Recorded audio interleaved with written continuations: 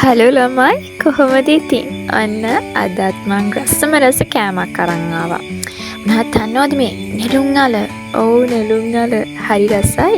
එන්නකො හදන විදිය බලන්න. මේ තමයි නෙළුම් අල ප්‍රෙෂ් කුකර් එකේ තඹගෙන තියෙන්නේ.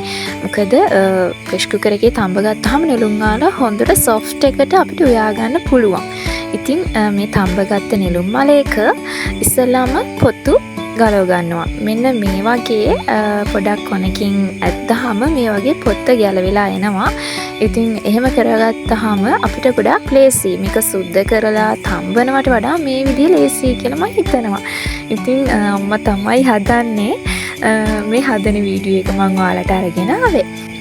දැන් ඉතින් තියෙන්නේ තම්බගත්ත නෙළුම් අල ටික කපා ගන්න. මෙන්න මේ ආකාරයට ඔයාලට පුළුවන් කපා ගන්න.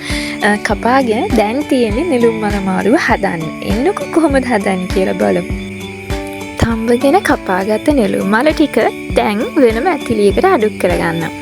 ඊට පස්සේ මෙන්න මේ වගේ අල ගෙඩියක් ඔයාලට කැමති නම් දාගන්න පුළුවන්. මොකද අලත් එකතු කරාම හරි රසයි. අල මෙතනදී තම්බ ගත්තේ නෑ. කිරිවරින්ම තැම්බෙන්න අපි පොඩියට අල කපා ගත්තේ. ඊට පස්සේ සුදු ලූණු, අවු මිරිස්, රම්පේ, කරපිංචා මේකට එකතු කරගන්නවා.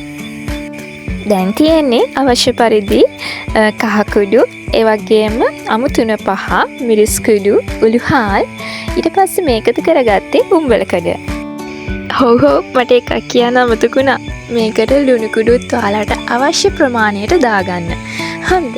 ඊට පස්සේ ඇතිලියක් ලිපේ තියලා ඒකට අබ ටිකක් දාලා බැටර් ටික පුපුරද්දී ඔයාලා හදාගත්ත මිශ්‍රණය මේකට එකතු කරගන්න.